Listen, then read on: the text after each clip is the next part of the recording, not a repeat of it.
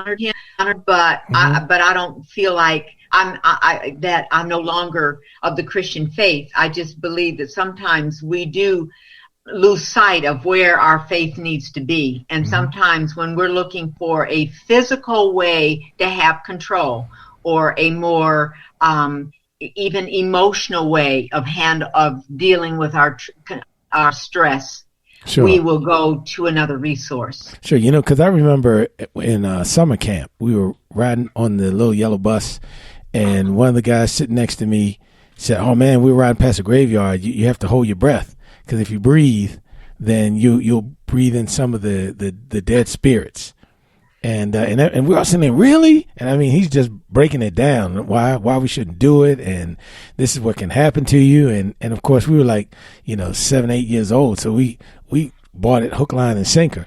But just those types of things, you just remember, and sometimes you carry it with you for years and years and years.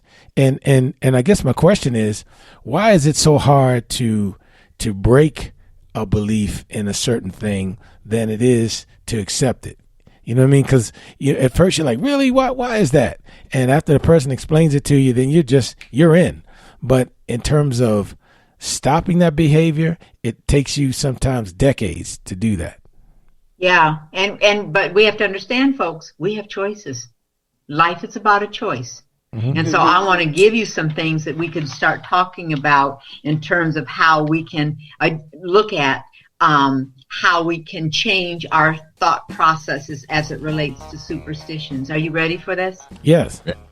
Okay. The first thing I want to say is you need to learn a little bit of the origins of superstitions. I started looking up why people believe in, for example, the salt thing, or the black cat, or the walking under a ladder, or whatever. I started looking at, because I think too, because your mindset, adjusting your mindset, helps you kind of understand, wow, is that why they believe that? And then you can see how that could have been a very irrational thought about why people thought that way. And, a quick story about that is why a woman was talking, and I know I may not tell the story exactly how it's been told, but a woman was sharing about when she was cooking, why her mother used to cut meat a certain way when she'd cook it.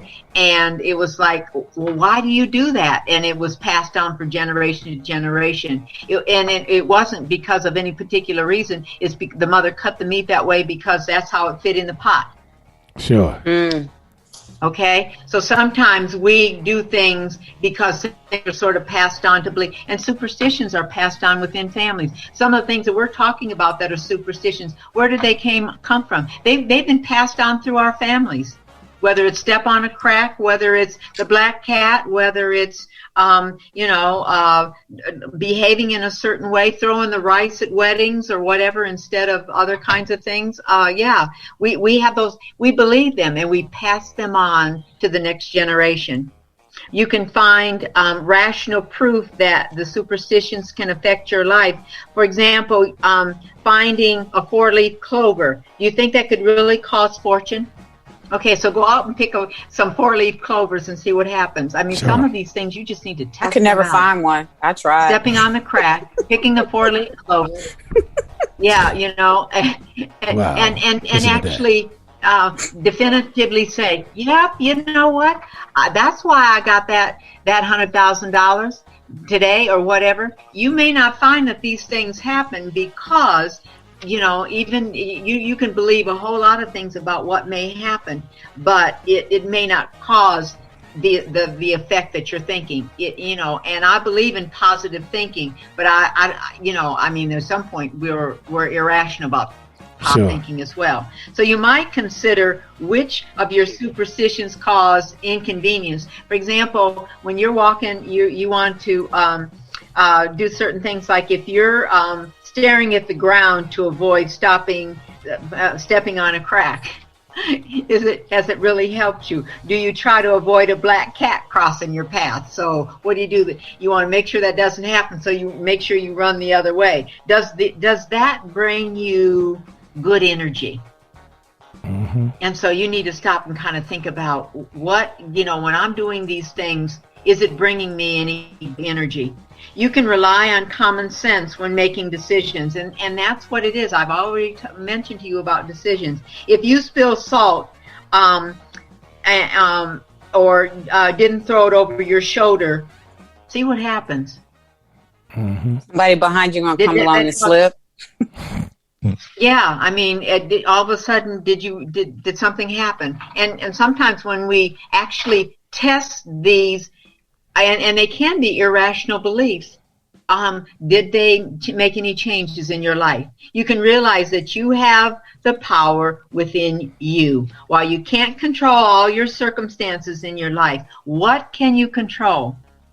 You can control how you respond, how you react to certain situations. And so that black cannot, you can say, oh, it must have happened because that black cat crossed my path. So then you become concerned with that. And so I think, again, we can realize the power within us. Sometimes we have to think back to, okay, this is what happened. This is what I need to do to go from point A to point B. May not have anything to do with the black cat. It just happened to have happened. But sometimes we embrace these things as a superstition to say, this is why it happened. And so we may look for an excuse for why certain things happen. And may cause those kinds of situations to occur.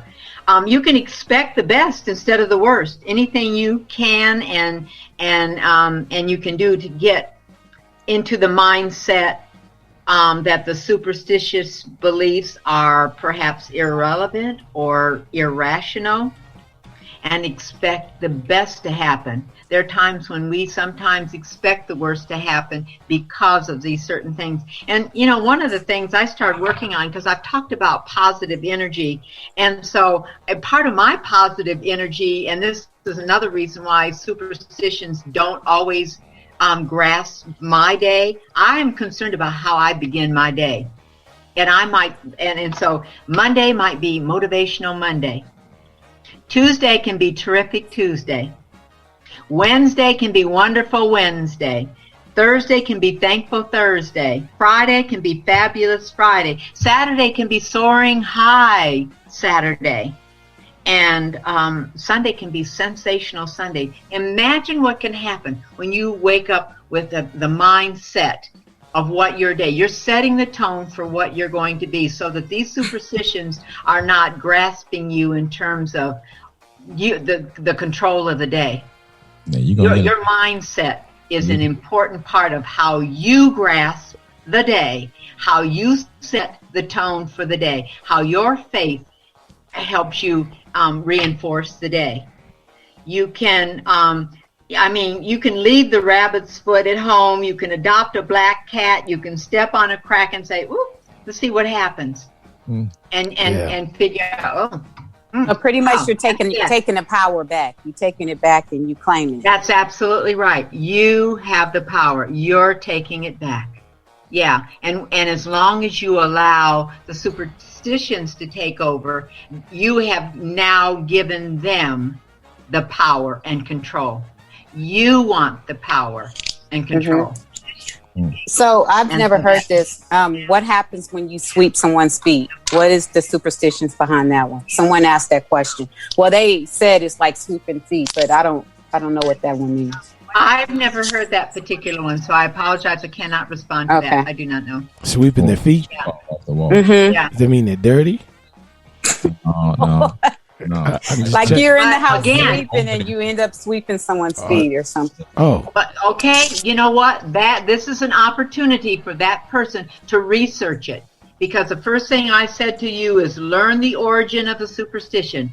So look that up.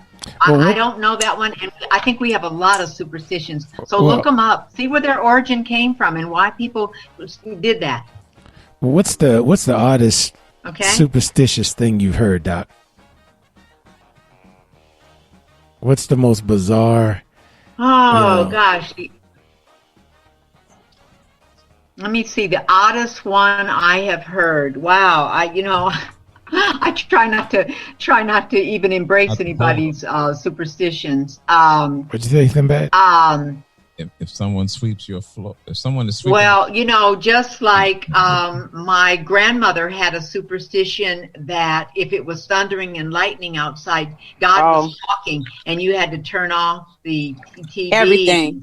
Yeah, and you had to stop and listen. I thought that was really odd. No, I had to stop and get and hide because I was at the thunder and lightning. I was like, "Oh Lord!" Well, they used to do that too, but like I used to spend my summers in Tallulah when I was younger, and it rained every other day. So when it rained, we had Tallulah. We had to cut the lights off, couldn't watch TV, couldn't be on the phone. Where is Tallulah? Yeah, Louisiana.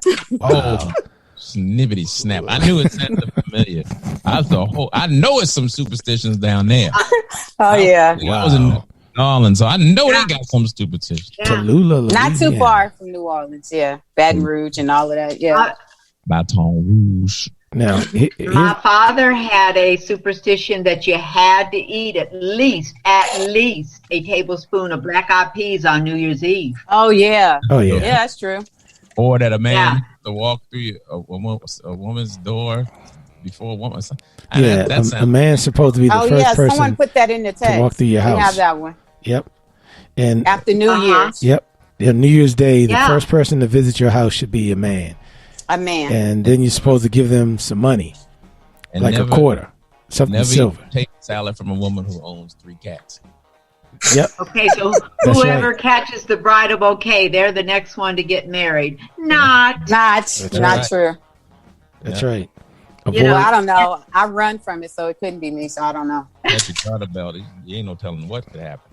so we really have to learn to ignore the urge to embrace some of these superstitious beliefs, especially if they're not really working for you. But I want to say to people, spend time with people who are not superstitious, but you can talk to them about how in their daily lives they don't worry about things like the cracked mirrors. They don't worry about stepping on the crack. They don't worry about eating that spoonful of black-eyed peas. They don't worry about whether they catch the bouquet. What is it in life that they're doing that allows them to feel like these are the things that are that I look at in my life that I'm doing that are helping me have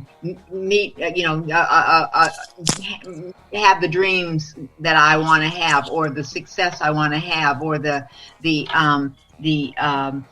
things that I want to happen in my life, and or the bad luck that's not happening in my life. Why do you feel that you don't have the bad luck in your lives? You can talk to people and ask them what is the real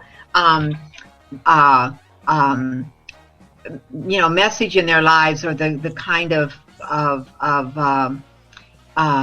I don't know what to even call it, what makes them tick in terms of how they're reaching the goals that they want to reach. And it may be not because they were superstitious and they ran because of that black cat, but maybe there are some things that they do that allow them to do the kinds of things they want to do based on whether it's their faith, whether it is their training and knowledge, or the company they keep, or the mindset that they have every day, how they begin their day, whatever. There are people who have rituals in their lives that allow them to be where they want to be. And, Sure. It may be without the superstitions.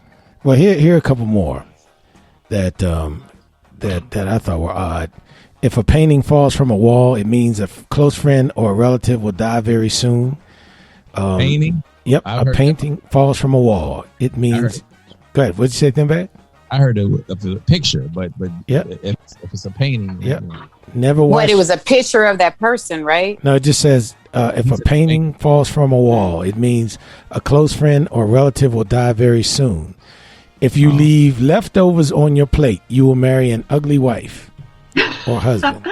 Yep. Oh, no, my mom told me that there are a lot of starving children in China or someplace, in Africa or someplace, and I needed to eat all my food, so I didn't hear that. Yep. I work hard every day. Yep. Yep. Yes. On your wedding night, don't change your slippers or you will change your man. a baby's fingernail should never be cut until the age of 1, or else he or she will become a thief. Wow. Yeah. And it could kind of make you wonder, first of all, not only where the